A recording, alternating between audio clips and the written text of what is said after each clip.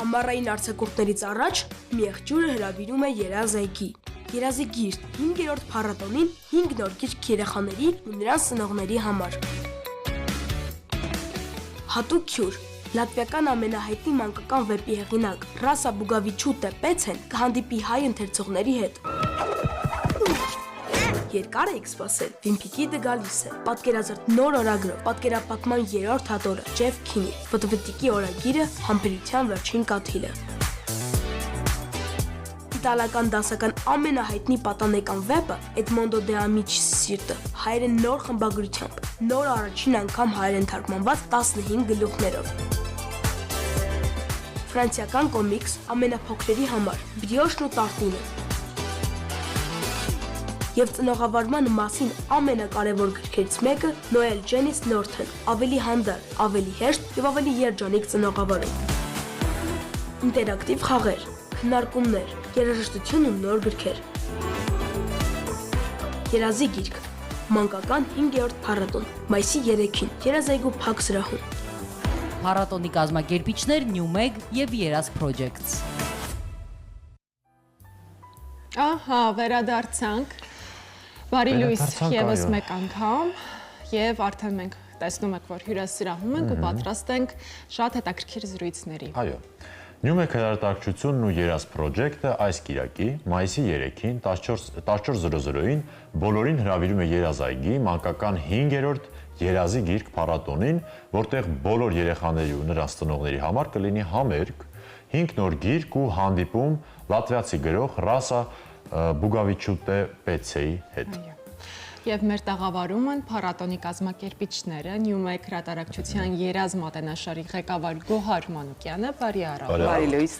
Եվ Երազ Project-ի անդամ Նարե Հարությունյանը։ Բարի լույս, շնորհակալ ենք հյուրընկալվելու համար, շատ գեղեցիկ, շատ հետաքրքիր թեմայի ենք այսօր անդրադառնալու։ Ընդհանրապես շատ բաներ են կատարվում առհասարակ Նյումեգի գործունեությունում, մենք այդ ամեն ինչը լուսաբանում ենք։ Ձեր մաշկի վրա։ Այո,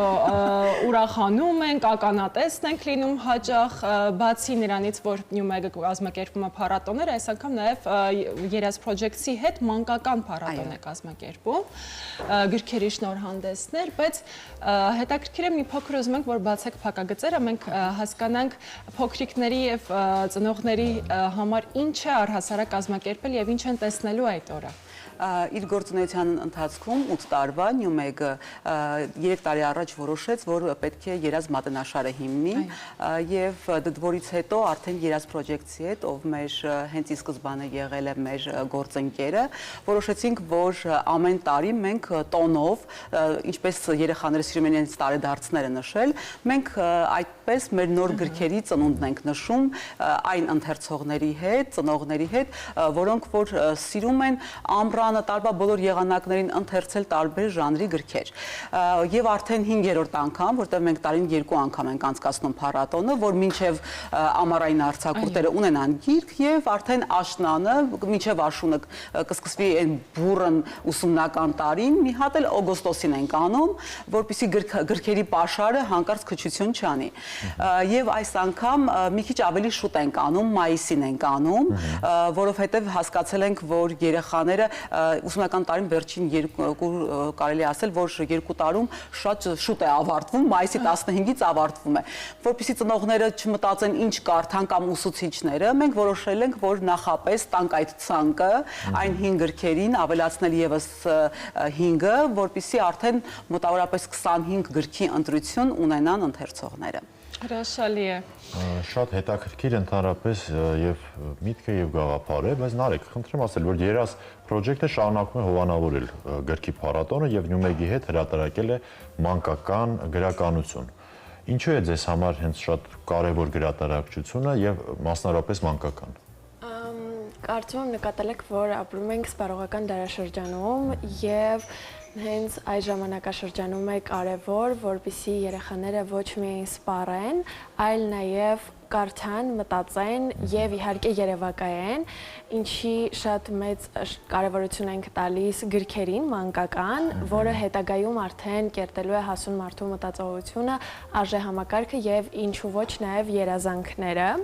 քանզի մեր առօրյայում շատ տեղ են զբաղեցնում գadgetները բոլորիս առօրյայում, շատ կարևոր է որպեսզի երեխաներին հասանելի եւ որակյալ գրքեր լինեն ձեռքի տակ, որպեսզի նրանք ցանկանան ընթերցել։ Շատ լավ նախաձեռնություն է իսկապես, շնորհակալություն։ Գոհար, բացի երաժշտությունից, բացի այն ամենից, ինչ նախատեսված է լինելու այդ օրը, նաև ունենք հյուր, լատվիացի գրող մանկագիրն է լինելու Հայաստանում։ Մենք լուսաբանել էինք, չէ՞, այս գրքի մասին այո, մենք խոսել էինք այստեղ, շնորհանդեսը այստեղ եղել է։ Ճիշտն ասած, այս գիրքը այնքան մեծ տպավորություն էր թողել մեզ վրա, նաև երեխաների վրա։ Մենք մի անգամ Նյումեգում նստած էինք, սովորական առօրյա էր, մեր նանեի հետ, ով միջազգային կապերով է զբաղվում, խոսելու ընթացքում ասի, իսկ կարող եք գրենք Բուգավիչտեին, հանկարծ կարող եք որոշի եւ գալ մեր փառատոնի ընթացքում։ Նանեն գրեց, միանգամից պատասխանը ստացավ եւ մենք արդեն 4 ամիս է գիտենք այդ մասին ու շատ ուրախ ենք, որովհետեւ այս ժամանակաշրջանում ամենակարևոր գրքերի մեջ տեղ են զբաղեցնում այն գրքերը, որոնք որ փորձում են ինչ-որ բան սովորեցնել երեխաներին, ոչ թե խղճի խայտ, այլ ինչպես վերաբերել խնդրին, որովհետև խղճալը այն չէ, որ մենք պետք է մեր երեխաներին սովորացնենք, պետք է սովորեցնենք ինչու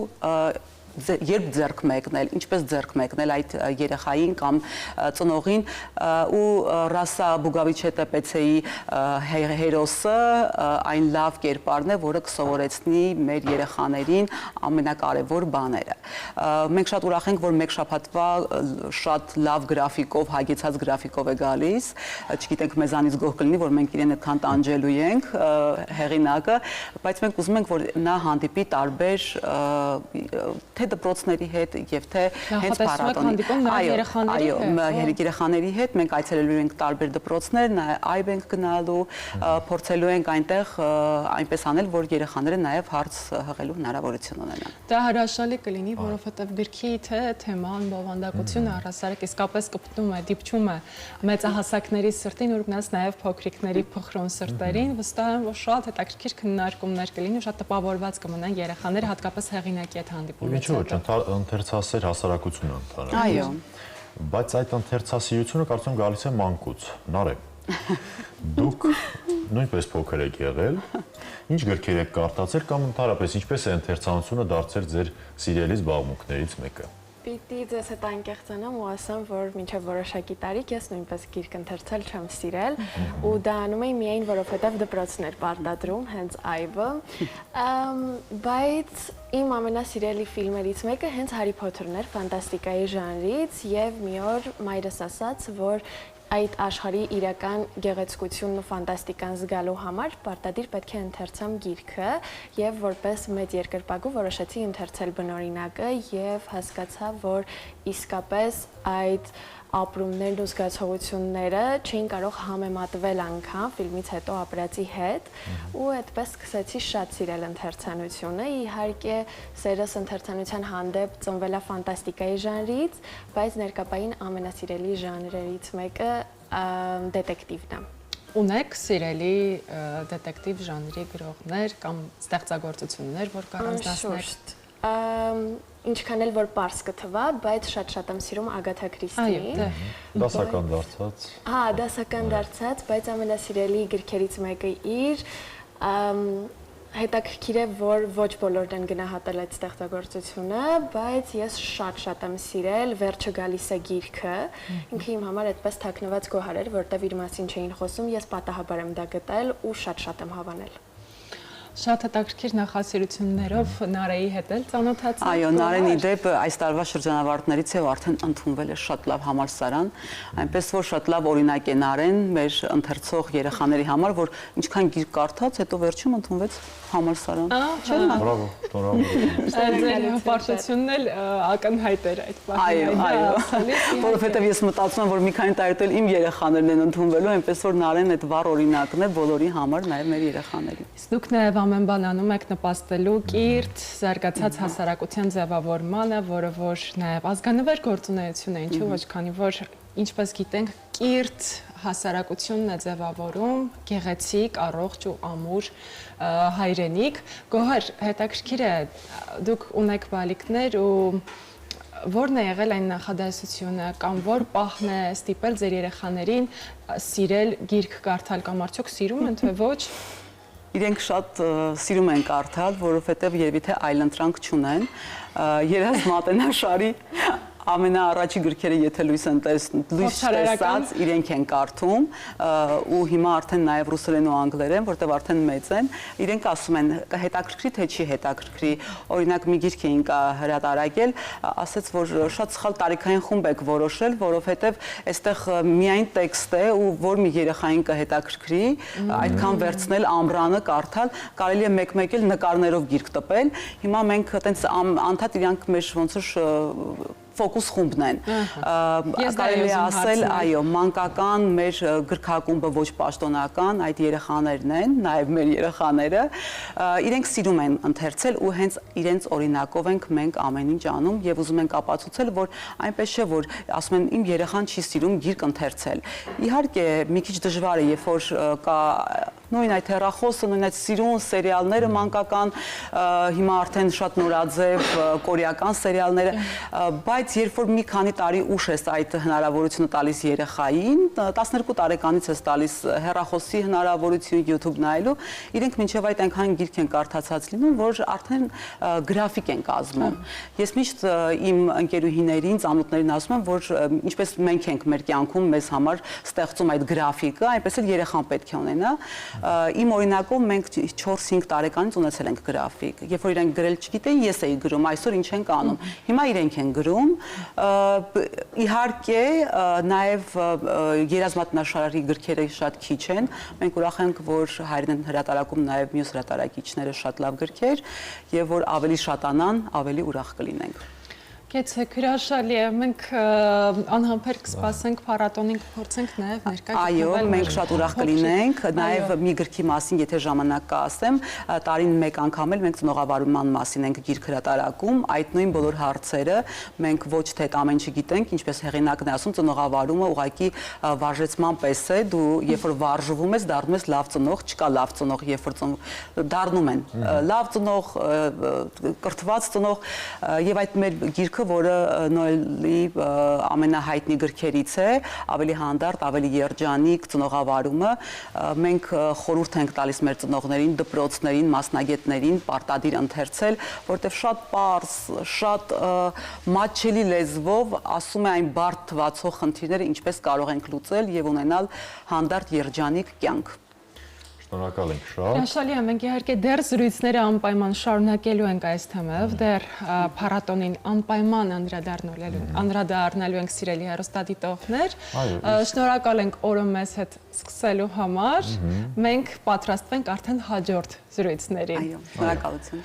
Իսկ հիմա առաջարկում ենք նաև դիտել 5 նոր գրքերից մեկի թրեյլերը, Անահիտ, կարծում կհամաձայնես ինձ հետ, որ այս գիրքը հայ փոքրիկ նաև ընթերցողներն են շատ սիրել։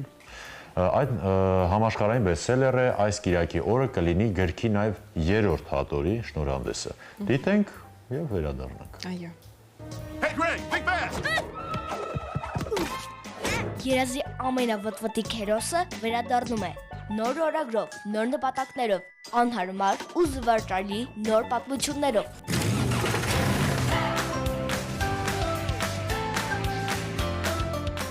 Գրեգը տարվա սկզբին գրում են նպատակների ցուցակ ու որոշում դառնալ ավելի լավ մարդ։ Հայրն էլ նպատակներն ունի, նա որոշել է կոփել որդուն ու դարձնել ավելի պինդ մարդ։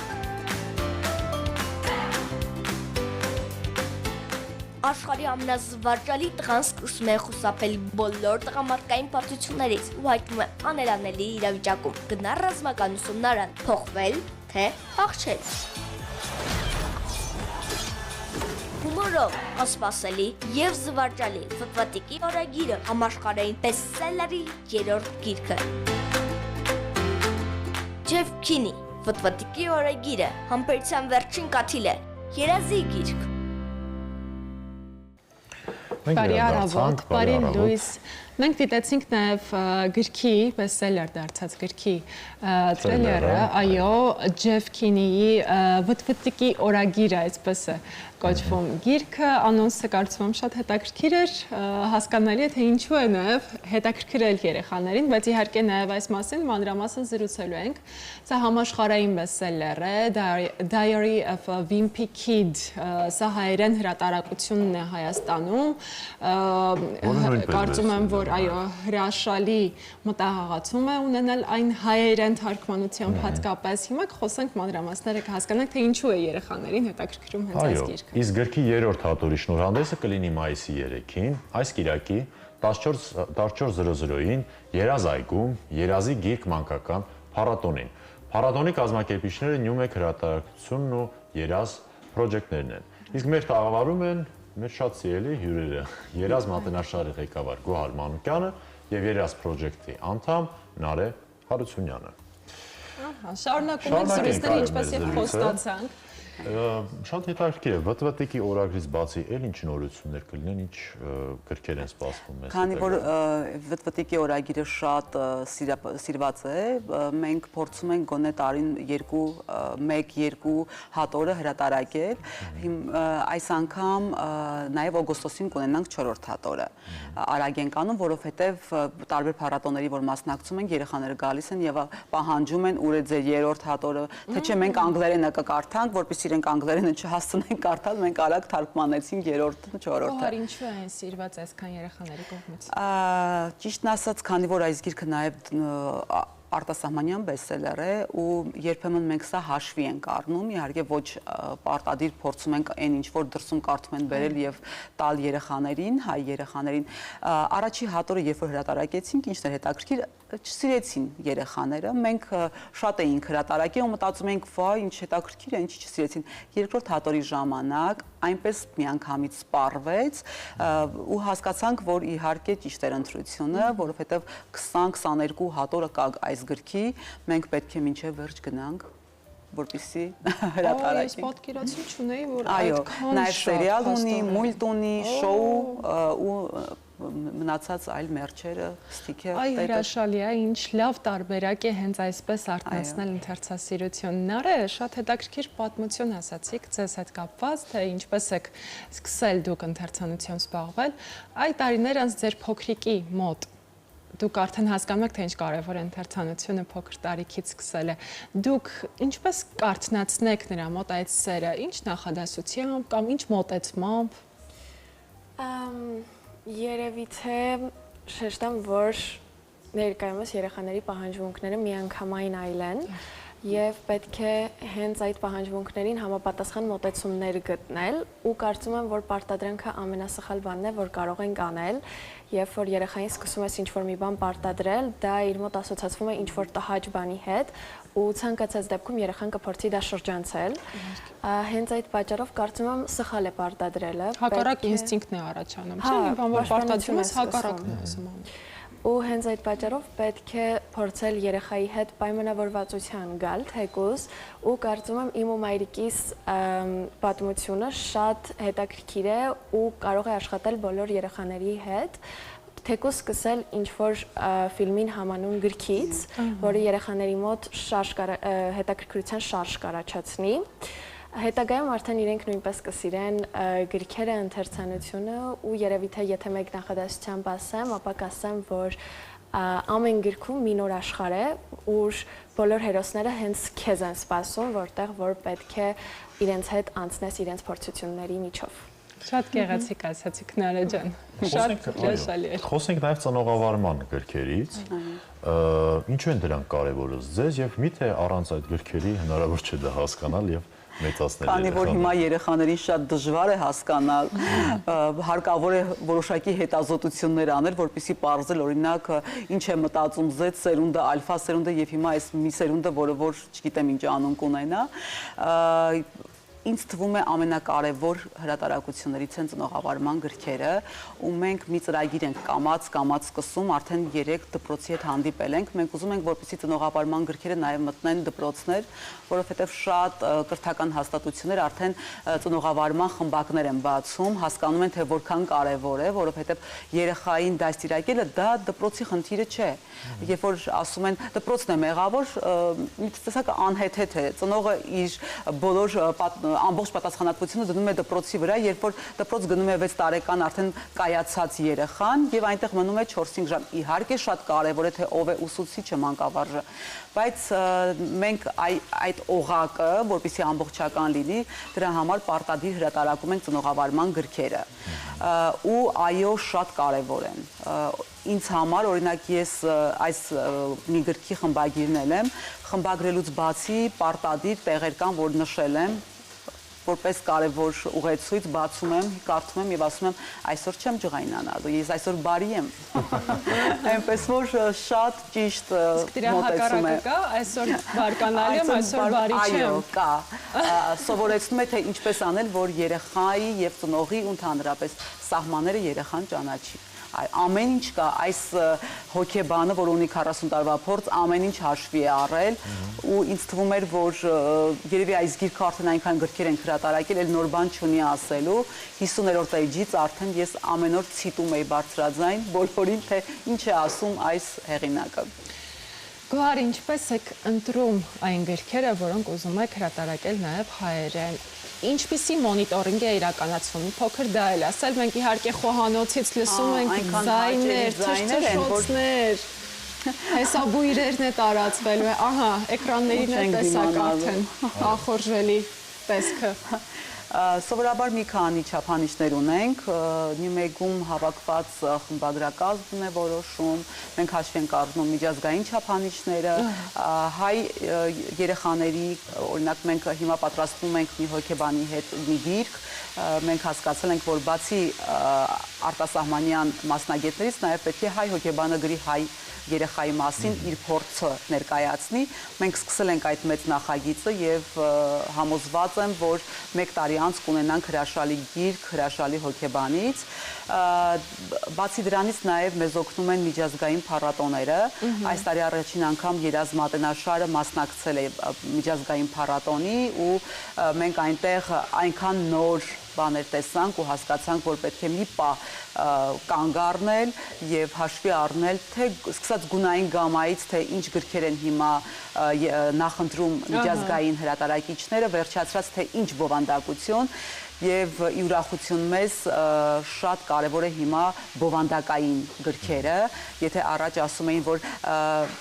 ուրախ զվարթ ինչ-որ մի գիրք տալ երեխային, որ երեխան ուրախանա, բայց կյանք ուրախություն, միայն ուրախությունների մասին չէ,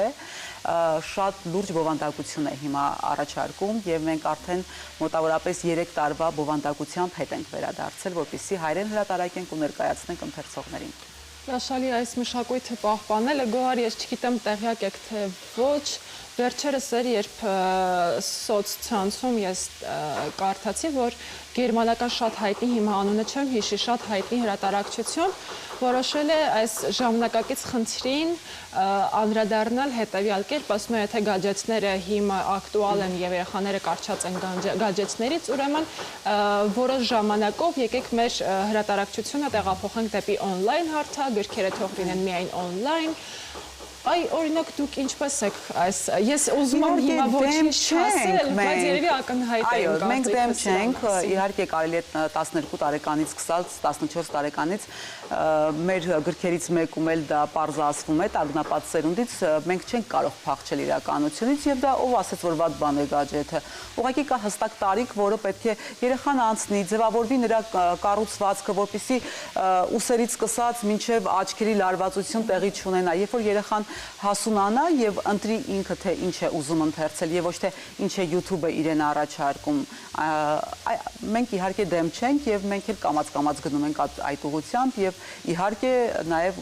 այդպես է լինելու նաեւ մեր գրքերը on-line տիրույթում են լինելու, մենք միայն կողմ ենք։ Դա 12 տարեկանից միայն թե 12-ի 14 տարեկան, երբ որ երեխան արդեն հասուն է եւ ինքը արդեն կորոշի ինչքան ժամանակ կկարդա, որովհետև կարդա կամ օգտվի գadgetից, որովհետև 5-6 տարեկան երեխան ժամանակը երբ որ չի զգում, ինչպես է անցնում, իրենից պահանջել արդեն